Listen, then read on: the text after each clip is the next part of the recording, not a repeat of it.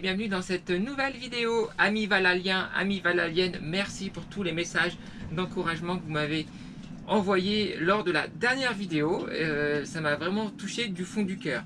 Je remercie également Jean-Gilles, Franck, Pierre, Eric, Emmanuel qui m'ont fait un petit virement PayPal pour gonfler ma cagnotte. Merci pour votre générosité, ça m'a vraiment touché. Et je remercie également Luc qui m'a pris une petite tasse Valhalla le voilier rouge. Donc voilà, je mets le lien en description pour ceux qui veulent prendre une petite tasse pour participer à mon aventure. Vidéo aujourd'hui spéciale travaux, désolé, pas de dauphin, pas de belles images. Voilà, la réalité du bateau, c'est aussi l'entretien et les travaux. Quand on achète un vieux bateau, on a forcément des travaux à faire. Donc aujourd'hui on va sabler notre bateau. Ce sablage n'aurait pas été possible sans l'aide énorme de Guillaume, mon voisin, qui s'est proposé de sabler mon bateau. Et du coup on a réfléchi pendant 8-9 mois à comment on allait faire.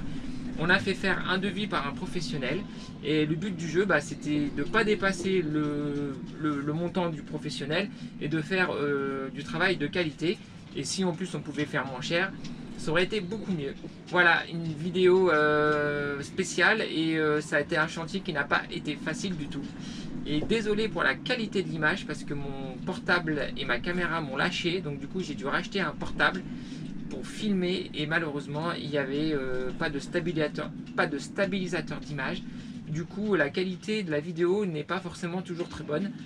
Et allez savoir pourquoi, à la fin du sablage, la GoPro s'est remise à marcher. Voilà. Les mystères de l'électronique.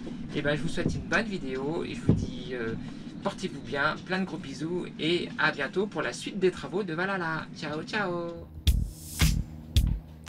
Après avoir été chercher le fourgon, chercher le sable pour sabler, nous voici sur le chantier et la première étape donc après tout ça c'est donc de commencer à bâcher le bateau et on commence par bâcher le sol. Voilà comment ça fait après le bateau bâché. Bâche de récup scotché sur la coque.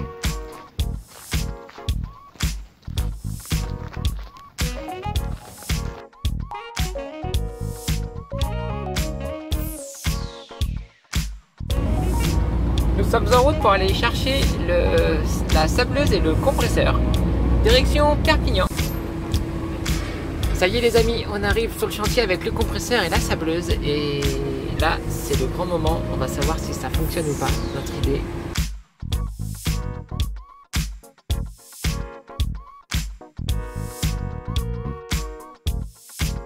Voilà l'équipement qu'il faut avoir pour sabler, le casque avec le respirateur intégré, avec l'air. Alors voilà les amis, on est prêt pour sabler sous un air de rock'n'roll.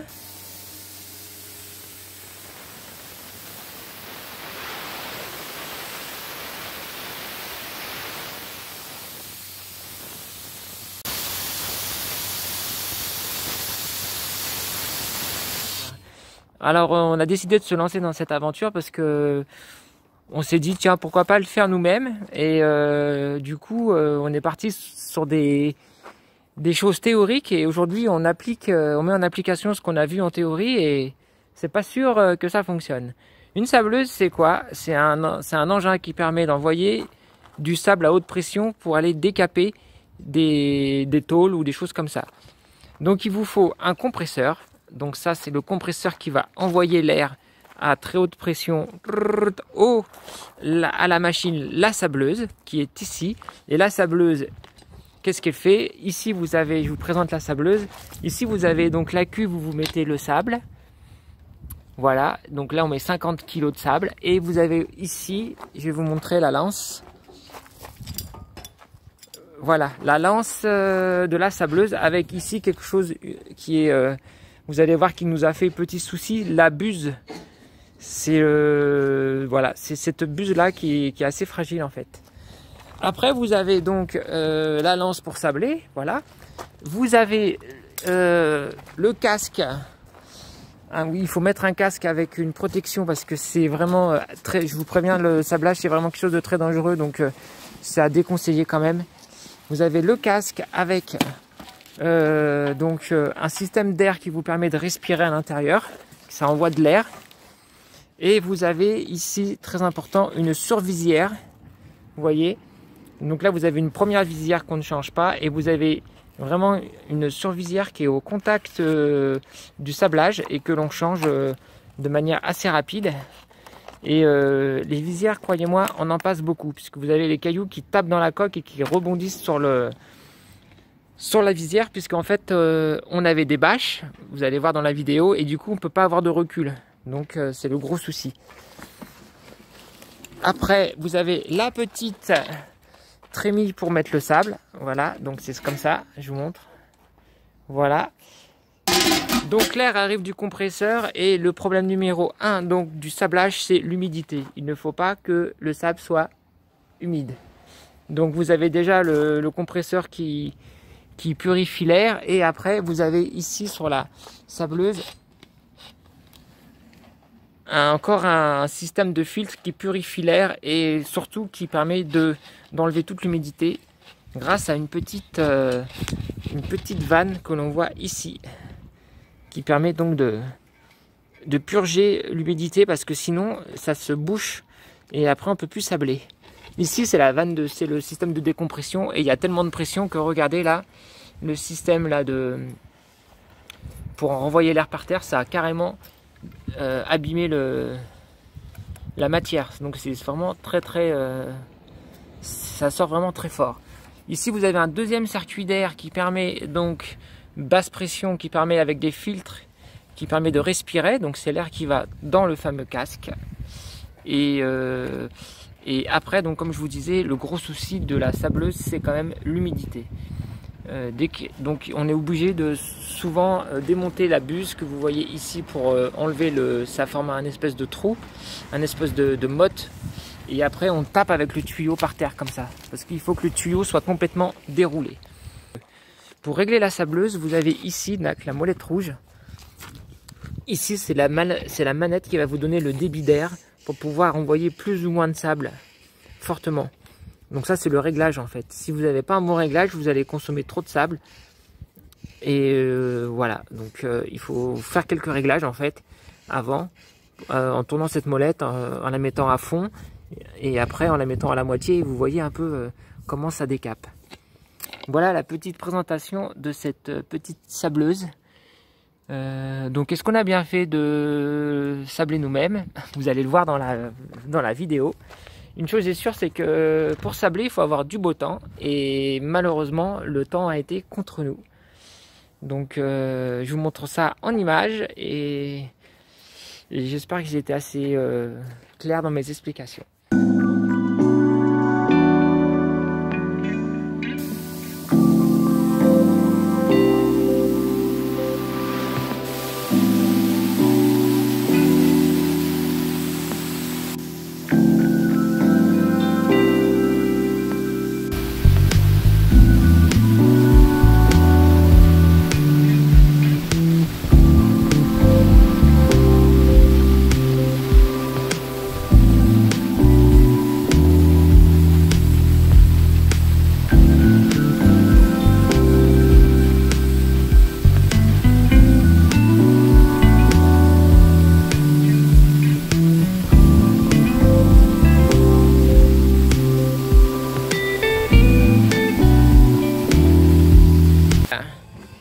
Et on a eu un petit souci avec la buse, qui en fait le filetage là est cassé.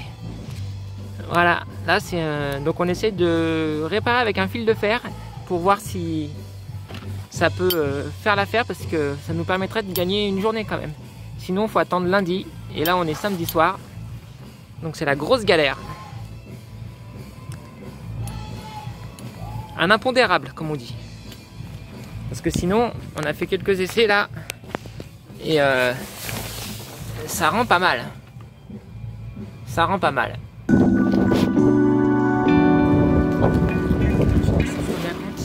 rendu que ça donne. Voilà, on a fait cette partie-là.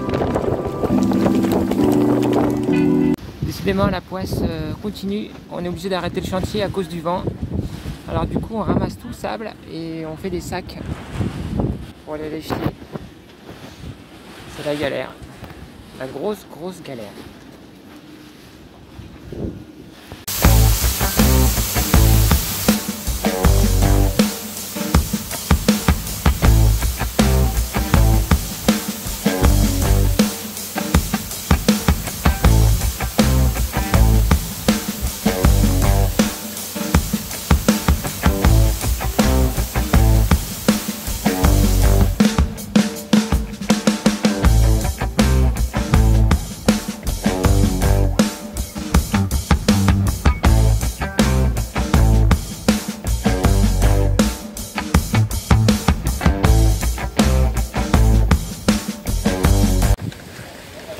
je voulais vous montrer, il y avait tellement de peinture que ce truc là on le voyait pas, tellement il y avait d'épaisseur de peinture. Et on a cru que c'était un passe-coque qu'ils avaient mal rebouché. Et en fait non, c'est un coquillage. Ça vous donne une idée de l'épaisseur de peinture qu'il y avait sur l'arrière du tableau du bateau. Mercredi, et ben voilà, c'est la cata. Il fallait pas qu'il pleuve et il pleut. Le chantier est arrêté et il fallait pas d'humidité, ben c'est raté. C'est la grosse cata. Je sais pas comment ça va se finir cette histoire. J'ai peur que le sable soit humide.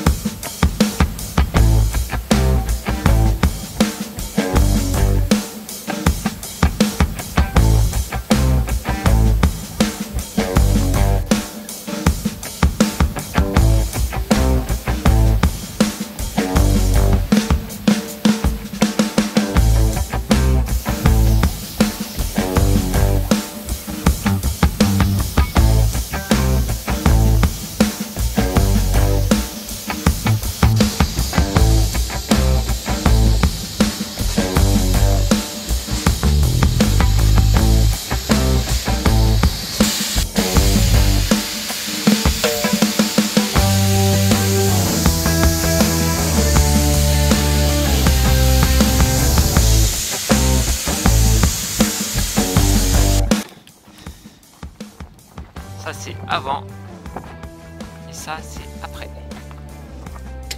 Je peux vous dire c'est du boulot. Dernier tour de sableuse, on fait le tour de la coque avec un feutre pour regarder les petites imperfections qu'on doit refaire parce qu'on a encore 50 kg de sable. Donc on est en train de faire le tour de ce qu'il y a à refaire au marqueur parce que on voit mieux.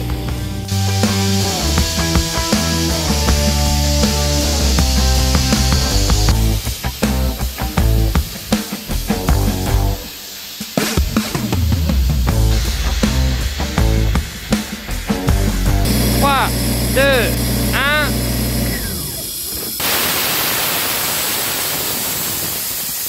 Sablage terminé.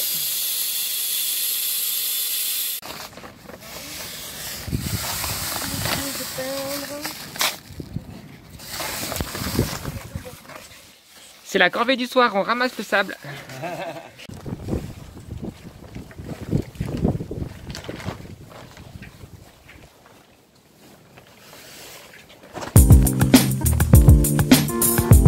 Tous ceux qui sont venus voir le travail effectué par Guillaume ont trouvé ça super bien fait. Donc j'ai vraiment une chance de l'avoir. C'est nickel de chez nickel.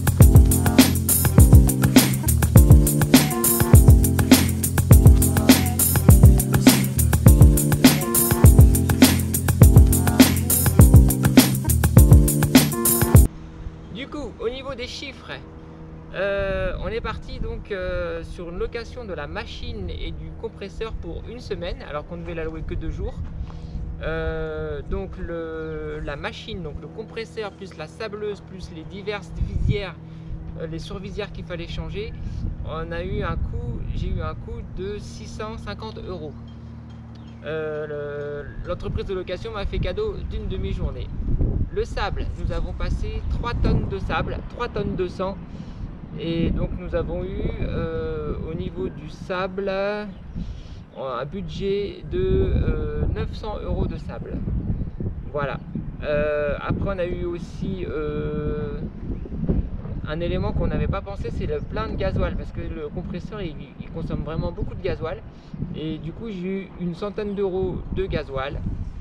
Et on avait loué un petit camion plateau, vous avez vu, pour ramener le sable et tout. Donc ça c'était super pratique, sauf qu'on n'a pas pu le garder puisque il était loué. J'en ai eu pour une centaine d'euros. Donc la totalité du sablage m'a coûté 2200 €. Alors que j'avais un devis fait par un professionnel qui était dans la même ordre d'idée de prix, dans les 2002. Donc moralité, on aurait pu le faire pour le même prix par un pro, Sauf que là, nous, on a vraiment pris le temps de le faire et vous avez vu les finitions, c'est quand même super bien fini. Et ça a été quand même une expérience pour moi assez dure pour les nerfs parce que ça n'a pas été facile tous les jours. Je voulais aussi remercier Yvan et Nathalie qui ont été d'une grande aide aussi bien morale que physique. Ils ont quand même porté avec nous ces 3 tonnes de sable. Ils nous ont aussi aidé à la logistique. À la fin, c'est eux qui sont allés chercher le sable. C'est Yvan qui a trouvé une solution pour se débarrasser de ces 3 tonnes de sable. Et franchement, ils ont été super top. Je leur fais des gros bisous parce qu'avoir des amis comme ça en or, c'est vraiment très rare. Et je les remercie parce que sans eux, ça aurait été beaucoup plus compliqué.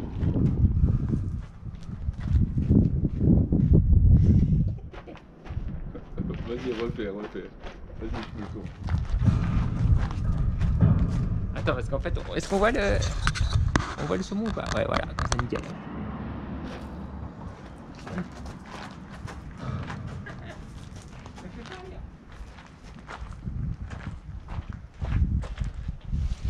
Coucou, et c'est la fin de cette petite vidéo. J'espère que ça vous a plu. Un grand merci d'avoir regardé et de m'avoir supporté.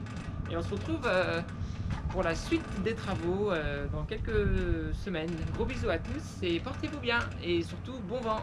Salut les Valaliens et les Valaliennes. À bientôt.